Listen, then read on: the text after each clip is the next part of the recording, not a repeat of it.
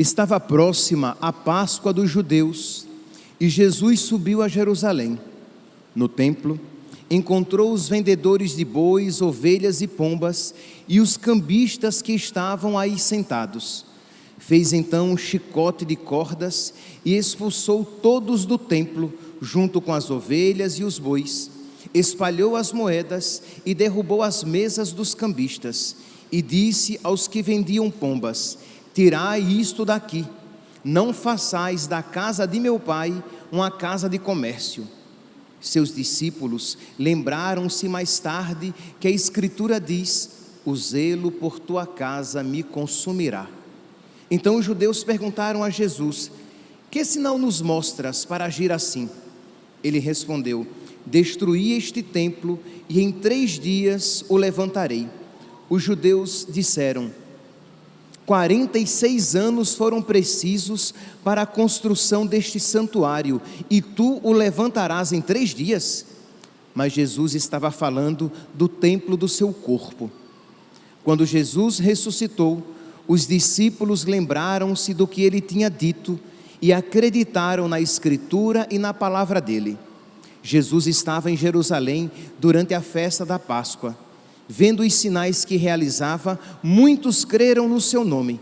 Mas Jesus não lhes dava crédito, pois conhecia a todos e não precisava do testemunho de ninguém acerca do ser humano, porque ele conhecia o homem por dentro.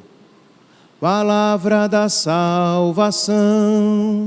Glória a vós, Senhor.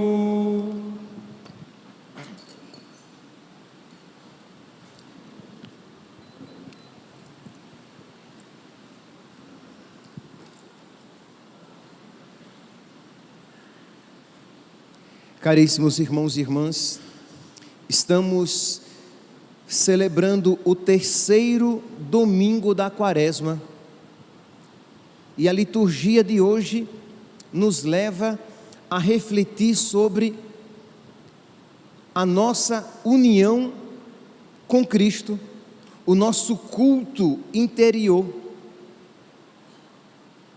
um amor verdadeiro, uma união com Cristo baseada no amor, na fidelidade, de modo que nós nos tornamos semelhantes àquele a quem prestamos culto, e não apenas uma união meramente ritualística, meramente exterior. Então, o Senhor, Ele deseja o nosso coração, o Senhor deseja o nosso amor, e não as formalidades que nós possamos a Ele oferecer com ritos meramente exteriores. Então vamos desenvolver este tema a partir das leituras que nos são propostas.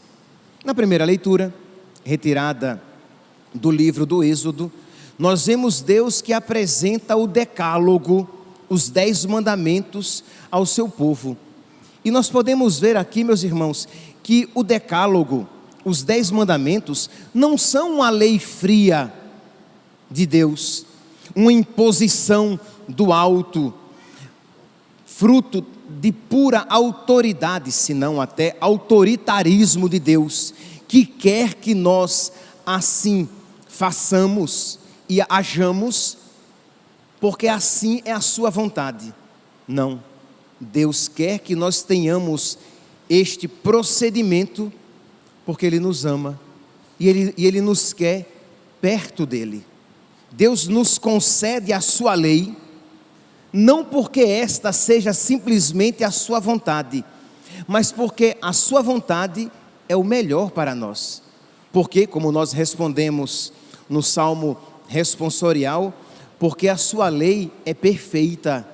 Nós ouvimos a primeira leitura e logo depois nós respondemos a primeira leitura, daí vem o nome Salmo responsorial, Salmo de resposta. E como é que nós respondemos à primeira leitura que apresenta os 10 mandamentos?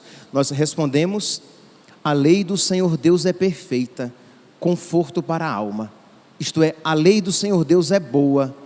O que Deus pede de nós é bom. O inimigo, o mundo e a carne dizem: A lei de Deus é exigente. Os mandamentos de Deus são pesados.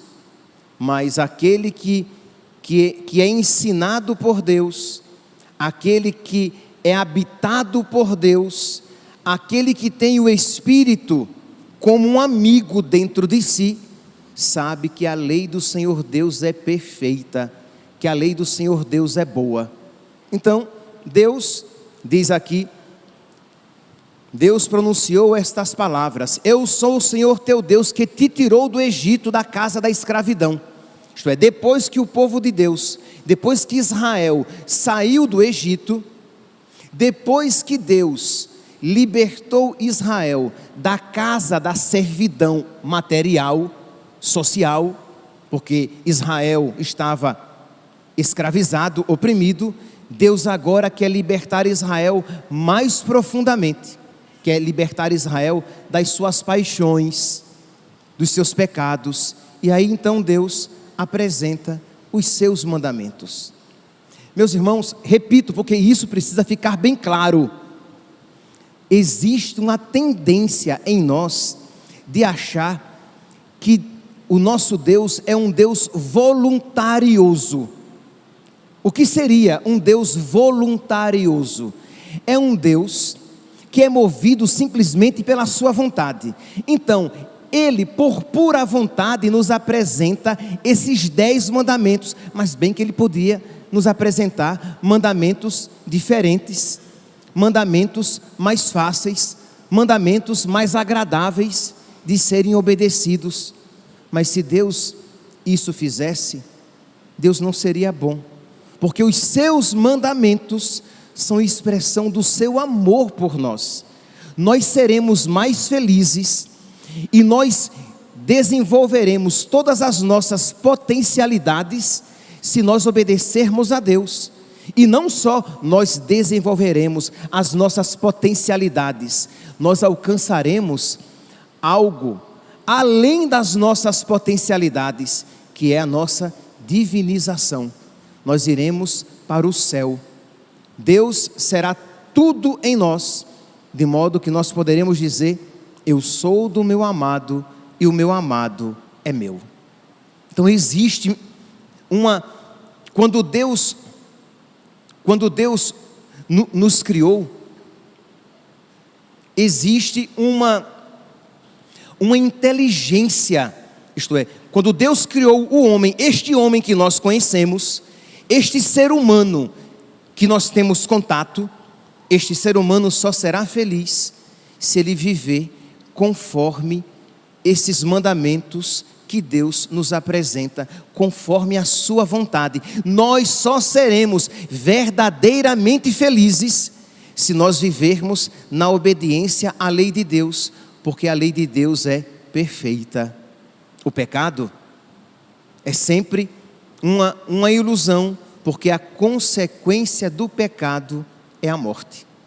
Eu vou dar aqui um exemplo, talvez fique mais fácil de ser compreendido, para que fique clara a ideia de que, se nós nos afastarmos dos mandamentos de Deus, nos resta a infelicidade neste mundo e a infelicidade eterna. Ora, olhemos aqui para estes candelabros aqui sobre o altar. Esses candelabros, eles têm essência, isto é, quem os criou, os pensou como eles deveriam ser usados. Estão de acordo? Isto é, o criador desses candelabros pensou que para que eles desempenhassem todas as suas funcionalidades, eles deveriam ser utilizados assim. Aí eu venho e digo: não, eu quero utilizá-los de cabeça para baixo. O candelabro é meu e eu faço com ele o que eu quiser. Ok, você pode até utilizar o candelabro, meu corpo, minhas regras. Você pode até utilizar o candelabro segundo a sua cabeça, mas vai dar errado. Eu ia dizer outra expressão, mas seria compreendida. Então, vai dar errado. Vai dar perda total. Vai dar errado. Por quê? Porque ele não foi criado para ser utilizado de cabeça para baixo. Quem o criou ou pensou para ser utilizado assim. Este microfone, no qual eu estou falando, ele tem essência. Eu não posso utilizá-lo ao meu bel prazer, com meu bem entender, porque quem o criou, criou para que assim ele fosse utilizado. Ah não, mas eu quero utilizá-lo assim. Muito bem, não vai ter, ele não vai desempenhar as suas funcionalidades. É verdade, né? Vocês não me ouviram. Isto é, se eu quiser utilizá-lo de uma maneira diferente daquele que a criou, ele não desempenhará as suas funcionalidades, porque quem o criou, pensou, primeiramente, antes que ele tivesse existência, pensou na sua cabeça como ele deveria funcionar bem. Quando Deus criou o homem e a mulher, Deus pensou como o homem iria funcionar bem neste mundo e para o outro. E para que o homem funcionasse bem, ele nos deu as suas leis e mandamentos. A lei do Senhor Deus é perfeita. Entende aqui, meus santos, agora? Isto é, querer estar à margem ou fugir da lei de Deus é uma revolta louca, é uma rebelião experimentada lá no jardim, quando o diabo, na figura da serpente, se apresentou aos nossos primeiros pais e disse: sereis como deuses, conhecedores do bem e do mal. Você vai dizer o que é o bem e o que é o mal. O caminho, diria a serpente, o caminho se faz caminhando. Não, meus santos, o caminho já nos precedeu a nós. Jesus, Ele é o caminho, a verdade e a vida. De modo que nós precisamos conhecer a vontade de Deus, para que nós possamos ser aqueles para os quais nós somos criados. Isto é, para que nós possamos ser aquele que Deus nos pensou quando nos criou. Então, conhecer e obedecer os mandamentos de Deus. Só que para que eu possa obedecer aos mandamentos de Deus, é necessário que eu conheça os mandamentos de Deus, e eu não vou pressupor que vocês conheçam do início ao fim os mandamentos de Deus.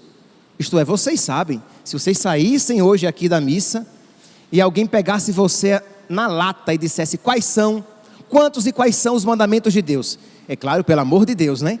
Com tantos filmes que já existiram, você dirá, são 10. Mas quais são? Em ordem, bonitinho, não vem no negócio bagunçado não. Quero em ordem, bonitinho. Quais são os 10 mandamentos da lei de Deus? É uma pergunta retórica. Ninguém levante a mão. Levante a mão. Quem sabe os 10 mandamentos direitinho, de cor? Ninguém levante. Entende? Para que cada um se pergunte, eu sei? Se eu me pusesse agora a escrever, primeiro mandamento, amar a Deus sobre todas as coisas. Segundo mandamento, não tomar seu santo nome em vão. Terceiro mandamento, guardar domingos e dias de preceito. Quarto mandamento, honrar pai e mãe. Quinto mandamento, não matar. Sexto mandamento, não pecar contra a castidade. Sétimo mandamento, não furtar. Oitavo mandamento, não levantar falso testemunho. Nono mandamento, não desejar a mulher do próximo. 10º mandamento, não cobiçar as coisas alheias. Eu sei que todos vocês diriam direitinho, mas precisamos conhecer para que possamos obedecer. Precisamos conhecer para que possamos amar, porque ninguém ama o que não conhece. Ninguém ensina o que não conhece. Como é que os pais poderão ensinar aos filhos se sequer sabem os 10 mandamentos, muito menos discorrer sobre eles? Então é importante, meus santos, porque no conhecimento dos mandamentos de Deus, eu irei encontrar a verdadeira felicidade neste mundo e no outro, porque Deus me criou para que, obedecendo aos seus mandamentos, eu encontrasse a verdadeira felicidade. O problema, repito, é que o diabo, o mundo e a carne me dizem o quê? Os mandamentos de Deus são exagerados. Os mandamentos de Deus são exigentes demais. Os mandamentos de Deus não são tão verdadeiros assim. Bem que poderia ser diferente, mas só conhecendo a verdade nós seremos verdadeiramente livres para amar a Deus e ser felizes neste mundo. Então, meus irmãos, um exercício, uma prática quaresmal poderia ser também estudar a nossa fé, os rudimentos da nossa fé, as coisas básicas da nossa fé e conhecer aprofundando um pouquinho. Então, quando nós dizemos amar a Deus sobre todas as coisas, se vocês pegarem o texto bíblico, vocês vão ver que o texto do Êxodo vai discorrer, dizendo: não terás outros deuses diante de mim, não farás para ti imagem esculpida, nem figura alguma do que existe em cima, nos céus, ou embaixo na terra, ou do que existe nas águas, debaixo da terra. Por quê? Porque eram os deuses adorados então, eram os deuses adorados na época. Mas quais são os deuses adorados hoje? O que é que hoje me afasta de Deus, me afasta da sua palavra? Será que não existem coisas que têm me afastado de Deus? Será que não existem realidades a quem eu estou dando mais valor do que o próprio Deus? Se isto tem tido mais relevância na sua vida, isso tem sido o seu Deus. Então pode ser o seu emprego, pode ser o desejo, que todos os outros mandamentos serão um desdobramento deste primeiro. Então pode ser o seu emprego, o dinheiro, o desejo de saúde, de beleza, de afeto, de prazer. E para você ter dinheiro, ter afeto, ter prazer, ter saúde, ter beleza, tudo isso, coisas boas, tá? Não há nenhum problema de você ter um bom emprego, ter o dinheiro necessário para as suas necessidades. Não há nenhum mal de você ter saúde, não há nenhum mal de você ter beleza, não há nenhum mal de você ter afetos, relacionamentos que satisfaçam o seu coração. Mas o problema é quando essas coisas estão tão hipertrofiadas que elas ocupam o primeiro lugar, quando em primeiro lugar deve estar a Deus, amar a Deus acima de todas as coisas. Quantas pessoas a gente vê que, por exemplo, por causa do trabalho, elas se desgastam e se matam, mas não são capazes do mínimo esforço para observar, por exemplo, a missa dominical. Existem muitos casos. Quantas pessoas que por causa de um afeto desregrado, abandonam Deus, a sua lei, o estado de graça.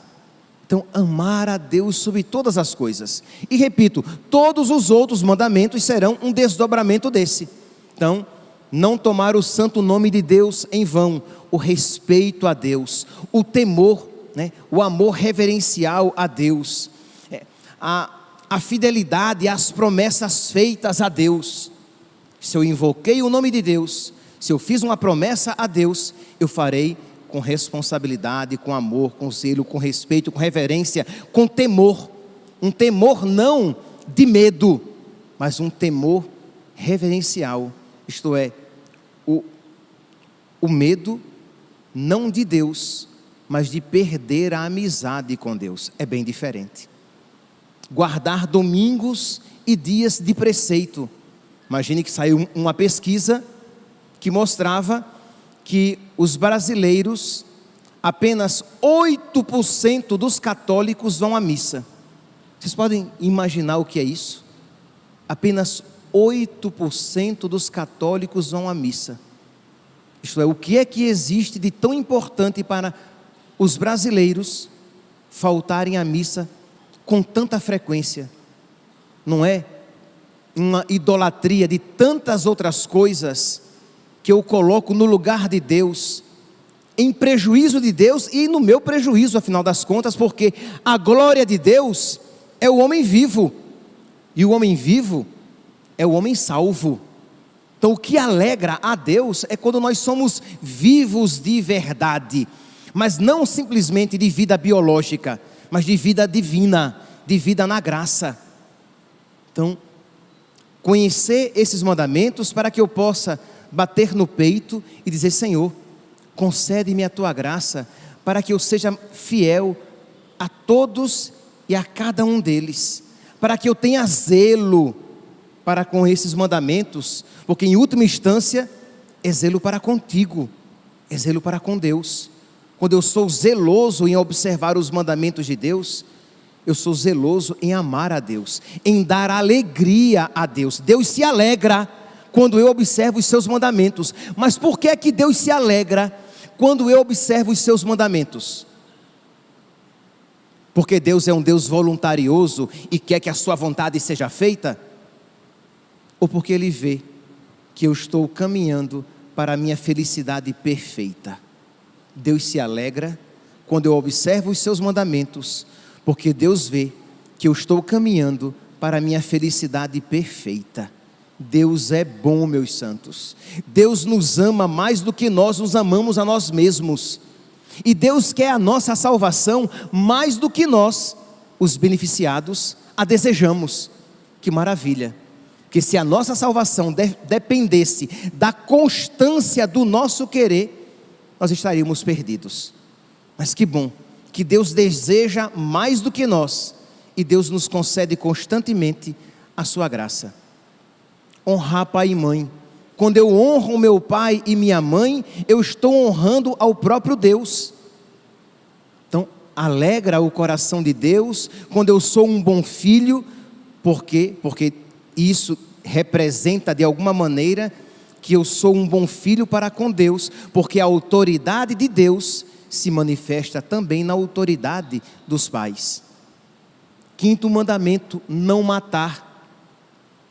Ora, nós vimos por esses dias o governo brasileiro que quis, numa nota técnica, quis implantar o aborto até o 9º mês de gestação, nos casos já previstos pela lei. Isto é, uma mulher com uma criança de 9 meses, que chegasse a um hospital dizendo que tinha sido estuprada, sem precisar de boletim de ocorrência ou qualquer outra coisa, ela poderia matar aquela criança.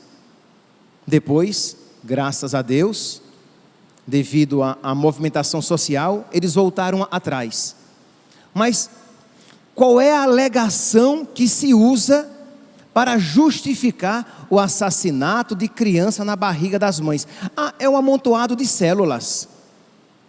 Aquela coisa na barriga da mãe ainda não é criança, ainda não é um ser humano, é apenas um amontoado de células. Nem sente dor, disseram, nem sente dor. É interessante, né? Quando se quer matar, se despersonaliza as pessoas. Foi isso que os nazistas fizeram, por exemplo, com os judeus. Para justificar a matança de judeus, diziam: eles não são gente, eles são uma praga, eles não são gente como a gente, eles não têm a dignidade humana como nós temos, então nós podemos matar. Então eu tiro a dignidade humana das crianças e dizendo: eles não são gente como a gente, logo nós podemos matar. Não matarás. O profeta Jeremias vai dizer: ainda quando eu estava no ventre da minha mãe, vós me conhecieis. Deus já nos conhece desde o ventre das nossas mães. João Batista, que exulta no Espírito, no ventre de Isabel, de Santa Isabel. Quer dizer, é sempre uma tentativa de fazer as coisas segundo a minha cabeça. E, talvez até bem intencionado, ouço pessoas católicas até, que se dizem católicas, dizendo: deixa o Estado aprovar. Quem não quer abortar, não aborta. Ora, se esse raciocínio fosse válido, e alguém dissesse: a partir de hoje, os netos podem matar os seus avós. Aí você diz assim: eu não vou matar o meu avô, mas quem quiser matar, pode matar. Será que isso estaria correto? Será que se você passasse pela rua e visse um neto massacrando a pauladas o seu avô velhinho, a sua avó velhinha, você diria assim: eu não faço isso com meu avô, mas já que ele quer fazer, isto é, não tem lógica. Nós somos avós dessas crianças que no ventre de suas mães não têm voz, e nós precisamos gritar e defendê-las e dizer não. Nós não podemos, nós não queremos que esta desgraça seja implantada no nosso país, que a terra da Santa Cruz seja a terra, né, do assassinato indiscriminado de bebês na barriga de suas mães. E é por isso que nós católicos não só não fazemos, mas lutamos e lutaremos para que isso não se faça, para que isso não aconteça. Sexto mandamento: não pecar contra a castidade. E aí, como eu quero ainda discorrer, não vou me alongar tanto. Tudo aquilo que nós já vemos no mundo atual, das pessoas que querem fazer dos seus corpos aquilo que elas bem entenderem, mesmo sabendo que isso está contrário ao pensamento daquele que nos criou. Lembra? Quem fez o candelabro, o fez para que ele funcionasse adequadamente dessa maneira. Quem nos criou, quem criou o homem e a mulher, criou-os para que como homem e mulher se comportassem e vivessem a sua sexualidade. Mas é sempre essa tentativa do homem de se rebelar contra Deus, mesmo sabendo, pelo menos nós cristãos católicos sabemos, nós cristãos sabemos que toda revolta contra Deus só nos levará à morte, porque o salário do pecado é a morte. Sétimo mandamento: não furtar, isto é, não se apossar indevidamente dos bens do outro. Oitavo mandamento: não levantar falso testemunho, isto é, toda calúnia, toda maledicência, quando você diz algo, mesmo que verdadeiro, mas movido por pura maldade, você tem prazer de falar mal do irmão. Repito, mesmo que aquilo que você diga seja verdadeiro, mas a sua motivação é má, é uma maledicência, você diz movido por maldade. O falso testemunho, né, quando você diz uma mentira com o intuito de prejudicar alguém, e tudo isso é contrário à nossa dignidade de filhos de Deus, porque nós fomos criados à imagem e semelhança de Jesus, que haveria de se encarnar, e Jesus é verdadeiro, Ele é o caminho, Ele é a verdade e a vida. Quando o Pai pensou em nos criar, o Pai pensou no seu Filho, que iria se encarnar, e nos criou à imagem e semelhança do seu Filho, que um dia se encarnaria. E o seu Filho, repito, é verdadeiro. Nono mandamento: não desejar a mulher do próximo. Aqui, o nono e o sexto mandamentos estão muito próximos, só que enquanto o sexto está para a prática, o nono está para aquilo que o precede, o pensamento. Sempre quem pratica primeiro o pensou. E Jesus mesmo disse: quem olha para uma mulher e a deseja no seu coração, já cometeu com ela adultério. Quem mata o irmão no coração, já é, de alguma maneira, um homicida. Então, ter este zelo, este cuidado com aquilo que nós acolhemos no nosso pensamento, com aquilo que nós assentimos, aceitamos pensar, porque nós queremos agradar a Deus com o que fazemos e com o que pensamos, porque, como diz o Evangelho de hoje, Deus nos conhece por dentro. Mas Jesus não lhes dava crédito, pois ele conhecia todos e não precisava do testemunho de ninguém acerca do ser humano, porque ele conhecia o homem por dentro. Ele perscruta Ele sonda os nossos pensamentos. Então eu quero dar alegria a Jesus, inclusive com aquilo que eu penso. E por que é que Jesus se alegra quando eu penso o bem? Porque quando eu penso o bem, eu me torno semelhante a Ele, e nisto consiste a minha salvação. Eu quero arrancar da alma de vocês e da minha também, porque o ouvido mais próximo de quem prega é daquele que prega. Eu quero arrancar das nossas almas aquela ideia louca e má que o diabo, o mundo e a carne colocam em nós, que os mandamentos de Deus são maus, são exigentes, são radicais. Os mandamentos de Deus são necessários. Os mandamentos de Deus são bons. Os mandamentos de Deus são a condição da possibilidade de nós sermos felizes aqui e na outra vida. Então a lei do Senhor Deus é perfeita. Foi assim que nós respondemos a Deus no Salmo responsorial. Então sempre que surgir no seu coração alguma rebeldia contra a vontade de Deus, que você, fortalecido pelo Espírito Santo, que você diga: a lei do Senhor Deus é perfeita. Ajuda-me, Senhor, a amar cada vez mais a Tua vontade, porque a Tua vontade é para o meu bem, porque ninguém me ama mais do que Tu me amas. E nós não podemos ter dúvidas disso quando olhamos para a cruz, quando refletimos sobre a paixão. Estamos agora na quaresma, e uma das práticas da quaresma, uma das práticas comuns da quaresma, é a via sacra, de um modo particular, às sextas-feiras. E não há como rezar a via sacra, meditar as estações da via sacra, e não ver o amor de Deus ali, encarnado. Tudo aquilo Ele sofreu para nos salvar.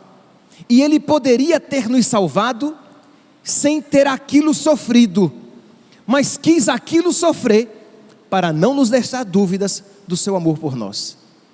Ele poderia nos salvar assim. Ele é Deus, mas para que nós não duvidássemos do seu amor, Ele nos amou, e nos amou até o fim, de morte de cruz. Então pedir a nosso Senhor que tire do nosso coração toda a rebeldia que nos leva à desobediência, para que haja amor, reconhecimento do seu amor, e por amor nós queiramos estar unidos a Ele, não simplesmente por ritos exteriores, mas pela obediência, pela fidelidade, pela nossa alma, pelo nosso coração.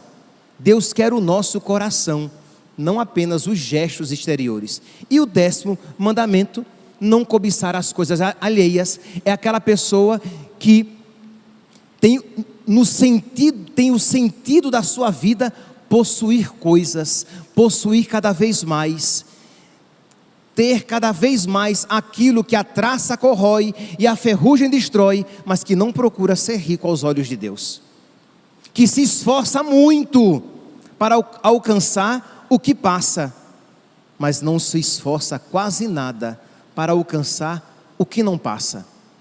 Este é um idólatra, mesmo que não se diga tal, mas quando ele empenha o melhor e o maior de si nas coisas passageiras, em detrimento, em desprezo às coisas que não passam, ele está colocando em primeiro lugar na sua vida as coisas passageiras. Quando Jesus diz: esforçai-vos por aquele alimento que não passa, esforçai-vos por Jesus na Eucaristia. E é exatamente isso, se nós observarmos então os mandamentos de Deus, este templo de Deus, que é o nosso corpo, estará preparado para acolhê-lo. Quando Jesus entra no templo de Jerusalém e Ele expulsa os vendilhões, Ele os expulsa por quê? Porque vocês estão fazendo da casa do meu Pai uma casa de comércio, ou em outras traduções, um covil de ladrões. Destruí este templo e eu o reconstruirei em 3 dias. E diz a palavra, Ele se referia ao templo do seu corpo. Então é verdade que existe uma referência ao templo material, que deve ser tratado com zelo, com respeito, com decoro. Então, a casa de Deus, o templo de pedra, deve ser um lugar de espiritualidade, de amor. A nossa postura aqui deve ser uma postura digna, com as nossas roupas, com as nossas palavras, com os nossos cânticos, com o nosso culto a Deus. Devemos fazer um culto a Deus em espírito e verdade, isto é, colocando o nosso coração, e não de uma maneira meramente exterior. Mas também devemos nos lembrar de que, assim como Jesus se referia ao seu corpo, esta passagem também se refere ao nosso corpo, à nossa alma, que é templo de Deus. Quando eu então observo os mandamentos de Deus, eu expulso os vendilhões da minha alma, eu expulso aquilo que não agrada a Deus do meu coração, para que Deus habite neste templo, no meu coração, como um amigo. E é esta a finalidade da nossa quaresma. De modo que, meus irmãos, como está o templo do nosso coração? Quais são os pensamentos que você tem nutrido no seu coração? Quais são os sentimentos que você tem nutrido no seu coração? São, segundo São Paulo, Filipenses, capítulo 2, versículo 5, são os mesmos sentimentos de Cristo? Ou são sentimentos de ódio, vingança, inveja, maldade, rancor, luxúria, perversidade, desobediência, indiferença a Deus? Como está o seu coração? Será que o seu coração está todo, será que o templo, o seu templo, está todo bagunçado, todo sujo, todo desarrumado? Pois bem, meus santos, apresente o seu coração a Jesus no confessionário, confesse-se. Meus irmãos, graças a Deus, e isso, vocês que acompanham pelas redes sociais, e até algumas pessoas aqui, se vocês conhecem outros lugares, vocês veem que por vários motivos, talvez o mais evidente, por falta de padres, mas não apenas, nós nem sempre temos nas igrejas um padre celebrando e um padre confessando. Nós temos esta graça aqui. E a pergunta é: vocês, paroquianos do Cristo Rei, vocês estão bebendo desta fonte? Vocês estão se lavando nesta água? Vocês estão purificando o seu templo para receber Jesus dignamente? Ou vocês estão com o templo todo desarrumado, desarranjado, se aproximando ofensivamente de Jesus na Eucaristia? Porque quem comunga em pecado mortal ofende a Deus, mas também ofende a Deus quem está em pecado mortal e poderia se confessar, mas não se confessa. Ofende a Deus quem está em pecado mortal, percebe que não tem forças, não tem vontade de se libertar dos seus pecados e não pede a graça. Então você pode dizer: padre, eu estou muito amarrado aos meus pecados, vícios, eu não tenho forças. Peça a Deus, diga: Senhor, me ajude, dá-me, Senhor, a inteligência espiritual que os católicos têm, para que eu veja a maravilha do sacramento da confissão, e dá-me forças para buscá-lo, para buscar este sacramento, porque eu tenho certeza, aí a desculpa não é a fila é grande, é verdade, vai até 11, 11h30, meio-dia, Deus sabe, crê em Deus Pai, a fila é grande, mas eu tenho certeza de que se vocês ganhassem ali dentro 100 mil reais, com fila grande vocês ficariam. Ficaria ou não ficaria? Ficaria, eu sei que você ficaria, só que você valoriza mais 100 mil reais do que o estado de graça que lhe assegura a salvação, porque você é temerário, você está pressupondo que você viverá muitos anos, mas quem garante que você terá além do dia de hoje? Santa Teresinha dizia: eu só tenho hoje para amar a Deus, ontem já passou, amanhã eu não sei se me será dado, eu tenho apenas hoje. Então hoje é o tempo favorável, hoje é o dia da salvação. Está precisando se confessar? Confesse-se.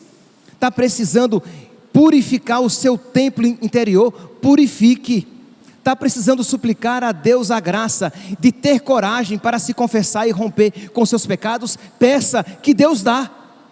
Que se os vossos pais, que são maus, sabem dar coisas boas, diz a palavra, muito mais o Pai do céu, Ele dará o Espírito Santo àquele que o pedir. Peçamos, mas peçamos com humildade, peçamos com perseverança, peçamos com confiança de que Ele é bom, de que Ele nos ama mais do que nós nos amamos a nós mesmos, e de que Ele quer nos dar a graça da nossa conversão, da nossa salvação, porque Deus quer que todos os homens se salvem e cheguem ao conhecimento da verdade. Que nós hoje então, meus irmãos, primeira coisa, aprendamos de cor os mandamentos. Que nós não apenas aprendamos os 10 mandamentos, mas os conheçamos mais profundamente. Que nós não apenas os conheçamos mais profundamente, que nós os apliquemos na nossa vida, para que o nosso templo interior esteja purificado e Jesus nele possa habitar como amigo da nossa alma. Louvado seja nosso Senhor Jesus Cristo, para sempre seja louvado. De pé, proclamemos a nossa fé. Creio em Deus Pai.